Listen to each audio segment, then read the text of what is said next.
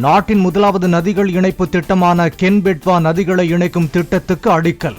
மத்திய பிரதேசத்தில் நடைபெற்ற நிகழ்ச்சியில் பிரதமர் மோடி பணிகளை தொடங்கி வைத்தார்.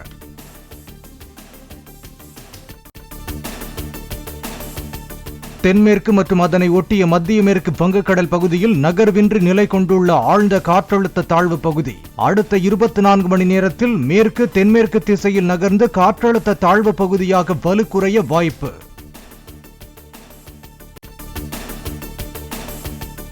சென்னை மற்றும் புறநகரில் ஒரு சில பகுதிகளில் அடுத்த 48 மணி நேரத்திற்கு மிதமான மழை பெய்ய வாய்ப்பு. வானம் ஓரளவு மேகமூட்டத்துடன் காணப்படும் என்றும் வானிலை மையம் தகவல்.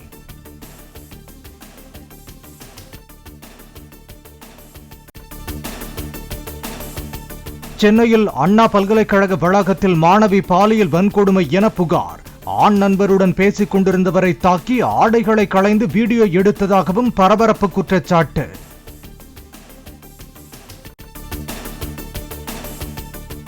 அண்ணா பல்கலைக்கழக மாணவி பாலியல் வன்கொடுமை வழக்கில் பிரியாணி கடை நடத்தி வந்த ஞானசேகரன் என்பவர் கைது. அறிவியல் பூர்வ ஆதாரங்களின் அடிப்படையில் ஞானசேகரனை கைது செய்துள்ளதாக போலீசார் தகவல்.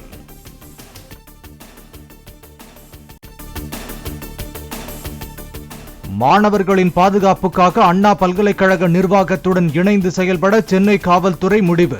பல்கலைக்கழக வளாகத்தில் கண்காணிப்பு கேமராக்கள் நிறுவப்பட்டு பாதுகாப்பு அலுவலர்கள் நியமிக்கப்பட்டுள்ளதாகவும் போலீசார் தகவல்.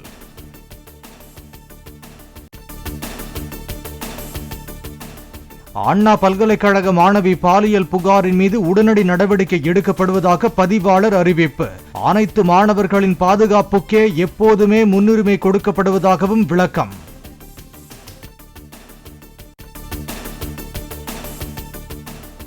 பாலியல் வன்கொடுமை போன்ற சம்பவம் மீண்டும் நிகழாமல் இருக்க கூடுதல் பாதுகாப்பு நடவடிக்கை எடுக்கப்படும் என பதிவாளர் அறிவிப்பு. காவல்துறை விசாரணைக்கு பல்கலைக்கழக நிர்வாகம் முழு ஒத்துழைப்பு அளிப்பதாகவும் தகவல்.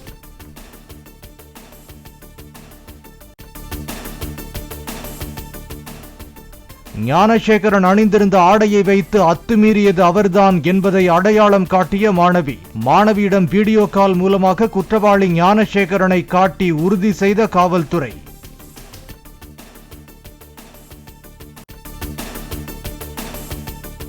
தமிழ்நாட்டின் பெருமைமிகு அடையாளங்களில் ஒன்றான அண்ணா பல்கலைக்கழகத்திலேயே மாணவிக்கு கொடூரம் நிகழ்ந்திருப்பது வெட்கக்கேடானது.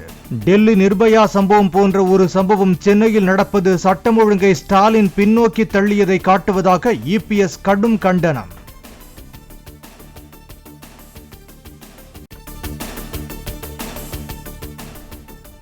தமிழ்நாடு முழுவதும் வெகு விமரிசையாக கொண்டாடப்பட்ட கிறிஸ்துமஸ் திருநாள். புத்தாடைகள் அணிந்து ஒருவருக்கொருவர் வாழ்த்துக்களை பரிமாறிக்கொண்டனர்.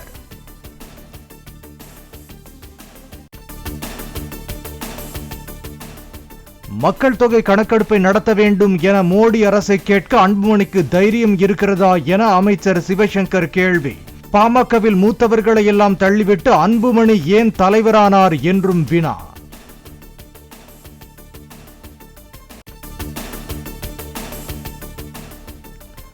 வன்னியர்களுக்கு தமிழக அரசு உள்ஒதுக்கீடு வழங்கினால் நாளையே பாஜக கூட்டணியிலிருந்து வெளிவர தயார். அமைச்சர் சிவசங்கருக்கு பாமக கௌரவ தலைவர் ஜி.கே. மணி பதில்.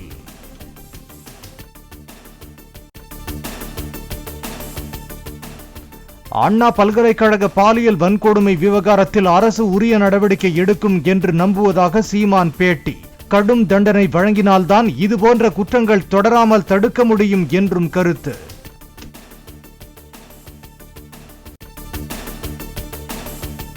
சென்னையில் பைக் ரேஸில் ஈடுபட்டவர்களிடம் இருந்து 45 பைக்குகளை பறிமுதல் செய்த போக்குவரத்து காவல்துறை. புத்தாண்டு கொண்டாட்டத்தில் பைக் ரேஸில் ஈடுபட்டால் சட்ட நடவடிக்கை எடுக்கப்படும் என எச்சரிக்கை.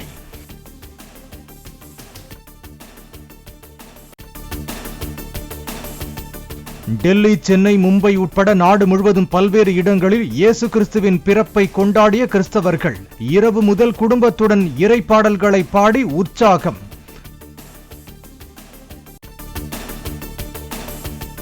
உத்தரப்பிரதேச மாநிலம் பிரயாக்ராஜில் நடைபெறவுள்ள மகா கும்பமேளாவுக்கான பாதுகாப்பு ஏற்பாடுகள் தீவிரம். நீருக்கடியில் செயல்படக்கூடிய நவீன ட்ரோன் கருவியை பரிசோதித்த அதிகாரிகள்.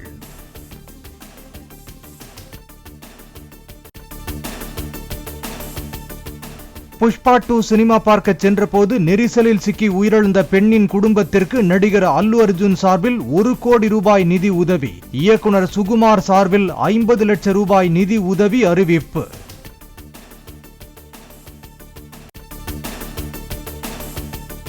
அமெரிக்காவில் நடிகர் சிவராஜ்குமாருக்கு அறுவை சிகிச்சை வெற்றிகரமாக நடந்து முடிந்துள்ளதாக தகவல். தொற்றுக்குள்ளான சிறுநீர்ப்பை அகற்றப்பட்ட நிலையில் அவரது குடலை பயன்படுத்தி செயற்கை சிறுநீர்ப்பை உருவாக்கப்பட்டதாகவும் வீடியோவில் மருத்துவர் தகவல்.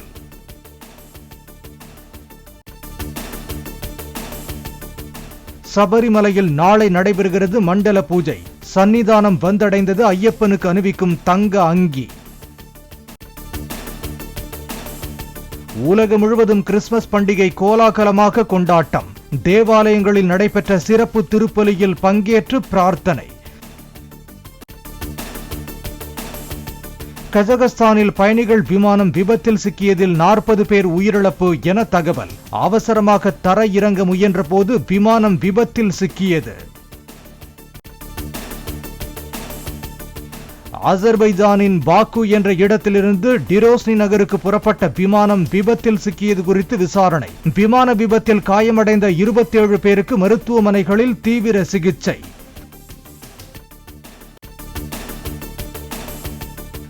சிரியாவில் பல ஆண்டுகளுக்கு பின்னர் நடைபெற்ற கிறிஸ்துமஸ் பிரார்த்தனை. ஆசாத் ஆட்சி வீழ்ந்த பின்னர் முதல் முறையாக நடைபெற்ற விழாவில் ஏராளமானோர் உற்சாகத்துடன் பங்கேற்பு.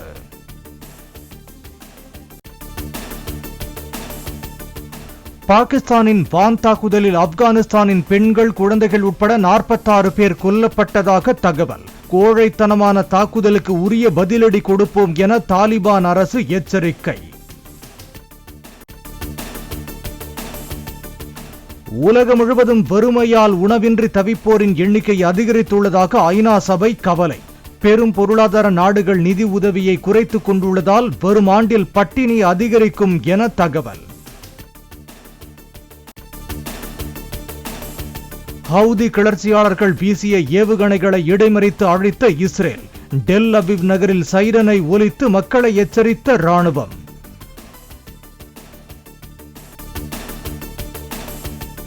காசாவில் போர் நிறுத்தம் அறிவித்து அமைதி திரும்ப கிறிஸ்துமஸ் தின உரையில் போப் பிரான்சிஸ் விருப்பம். ரஷ்யா மற்றும் உக்ரைன் அமைதி பேச்சுவார்த்தை நடத்தி போரை முடிவுக்கு கொண்டு வரவும் அழைப்பு.